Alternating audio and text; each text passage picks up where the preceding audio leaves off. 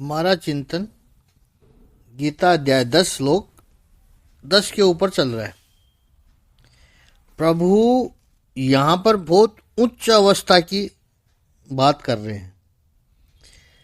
जैसे प्रभु ने 11वें अध्याय में कहेंगे, दिव्य ददाति ते चक्षु, ये दिव्य चक्षु मैं उनको देता हूं। अर्जुन को दिव्य चक्षु दिए, तो ये दिव्य चक्षु यही है। परमात्मा में संसार दिखाई पड़ता था, अब संसार में परमात्मा दिखाई पड़ता है। यह रूपांतर है। ददामि बुद्धि योगम तम येन मम उपांति ते। तो प्रभु ने 9वें अध्याय में जिसको भाव समन्विता बुधा कहा, उनके लिए भगवान यहां पर सतत युक्ता नाम और प्रीतिपूर्वक भजनताम शब्द प्रयोग करते हैं। भगवान के साथ जुड़ना है। कैसे जुड़ना है? प्रीतिपूर्वकम, भयपूर्वकम नहीं, डर से नहीं जुड़ना है, लालच से नहीं जुड़ना है, कामना से नहीं जुड़ना है और किसी प्रेशर से भी नहीं जुड़ना है। कोई धक्का मार मार के कहे भक्ति करो भक्ति करो, ऐसे कैसे जुड़ेंगे? परमात्मा के साथ जुड़ना है तो प्रीतिपूर्वक, इवन मैकेनिकली भी नहीं जुड़ना है, क्योंकि मैकेनिकली जुड़ने में भी आनंद तो नहीं है। प्रीतिपूर्वकम और सततम युक्ता नाम, यह भी बड़ा सुंदर शब्द है। जीवन में सातत्य का बड़ा महत्व है। कोई भी परिणाम यदि आपको लाना हो तो पुरुषार्थ का प्रयत्न, सातत्य चाहिए। पत्थर के सामने पानी कितना नरम होता है, लेकिन पानी की धारा सतत बरसती रहे, उसके ऊपर पत्थर पर भी पड़ती रहे, तो उस पत्थर से भी को भी छेद तक हो सकता है। वैसे आप पानी में पत्थर पर छेद नहीं कर सकते, पानी से इम्पॉसिबल है। लेकिन वही पानी यदि सतत पत्थर पे पड़ता रहे, नाले के रूप में, एक इवन बरसात का नाला पत्थर पर अपना एक जगह बना देता है, जो कि साल में 2-3 महीने बरसात का मौसम रहता है। टाइम लगता है, समय बहुत लगेगा, लेकिन परिणाम आएगा। सातत्य का महत्व है। इसलिए योग दर्शन में भगवान पतंजलि ने भी कहा, दीर्घ काल के लिए निरंतर यह कंसिस्टेंटली करता रहे, परिणाम अवश्य आएंगे। किसी भी क्षेत्र में सफलता चाहिए, वो कर्म का क्षेत्र हो, चाहे वो ज्ञान का क्षेत्र हो, चाहे भक्ति का क्षेत्र हो, चाहे योग का क्षेत्र हो, चाहे साधना का क्षेत्र हो, इवन चाहे वैराग्य का क्षेत्र ही क्यों न हो, सातत्य चाहिए। सातत्य ही व्यक्ति को सफलता की ओर ले जाता है। जैसे कंसिस्टेंटली चाहिए सतत युक्ता नाम। अब कंसिस्टेंसी कब रहेगी? वो जो आप कर रहे हो उसमें आपको प्रेम होगा तो ही कंसिस्टेंसी रह पाएगी। प्रीतिपूर्वकम भजताम, यदि उसमें प्रेम चला गया तो कंसिस्टेंसी भी चली जाएगी, फिर वो सातत्य चला जाएगा, फिर वो ऊबने लग जाएगा।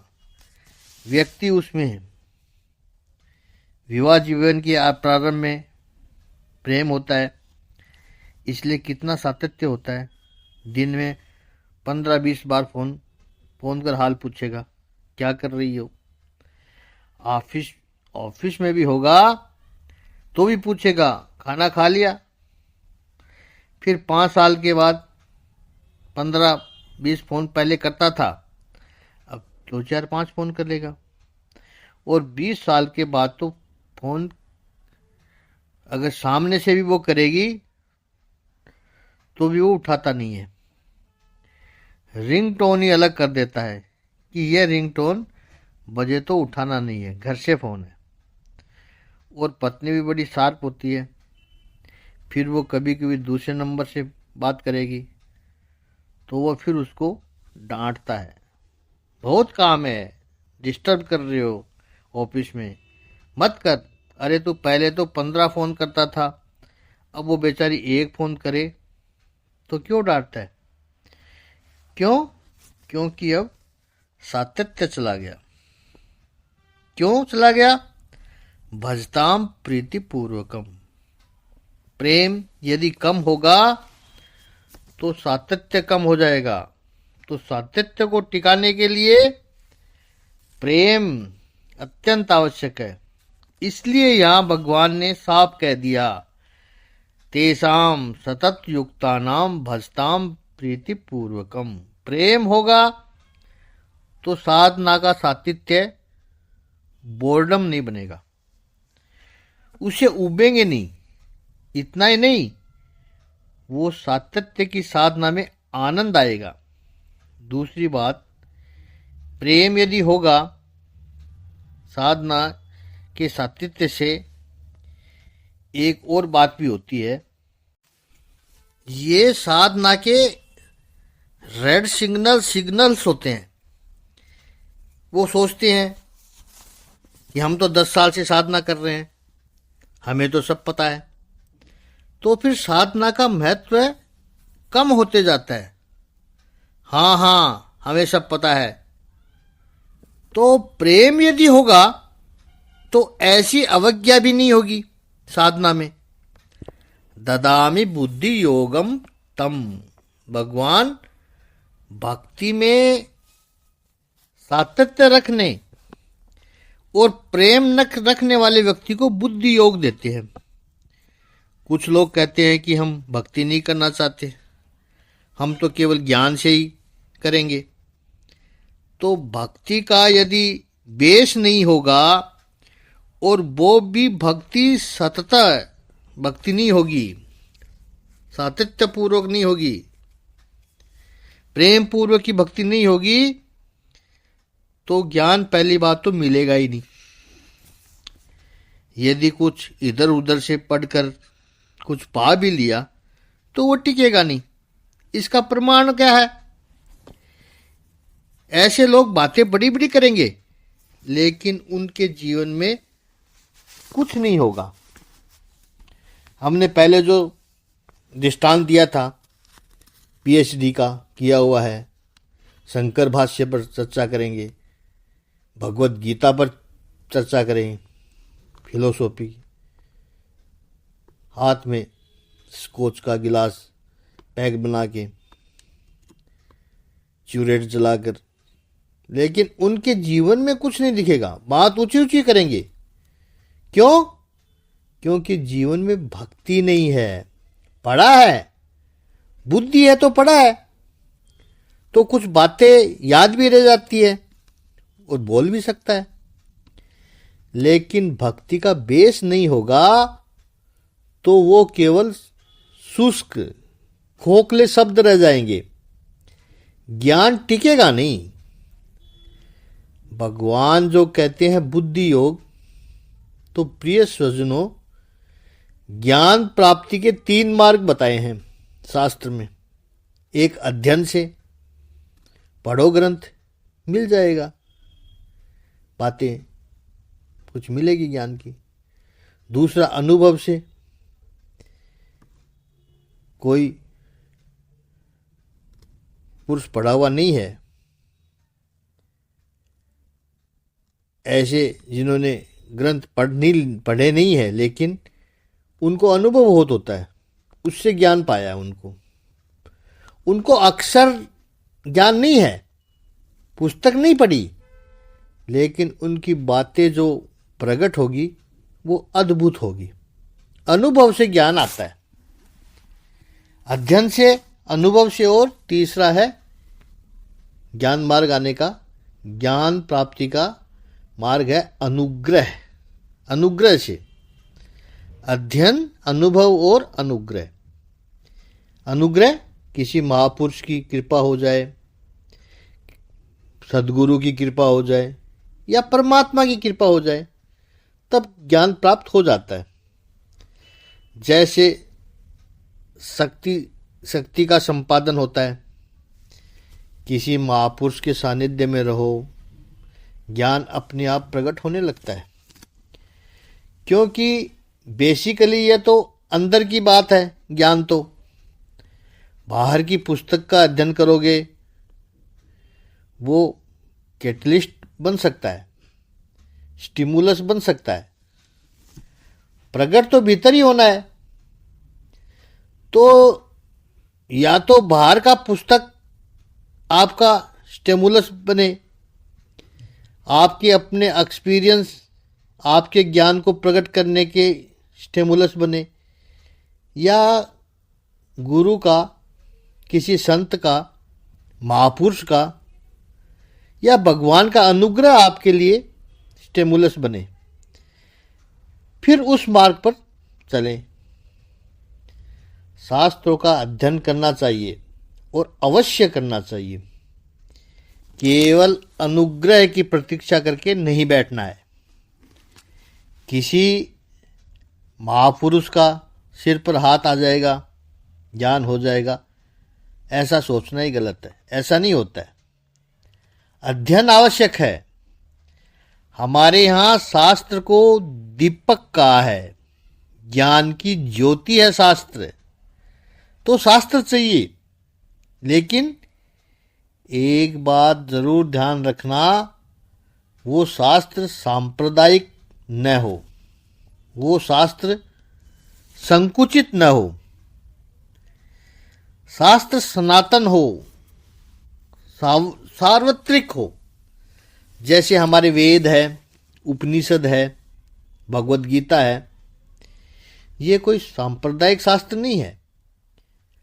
कोई सांप्रदायिक वाले अपने उठा के ले जाए, वो बात अलग है, अपने सब्जेक्ट में उसको जोड़ ले, लेकिन ये हमारे शास्त्र सांप्रदायिक नहीं है।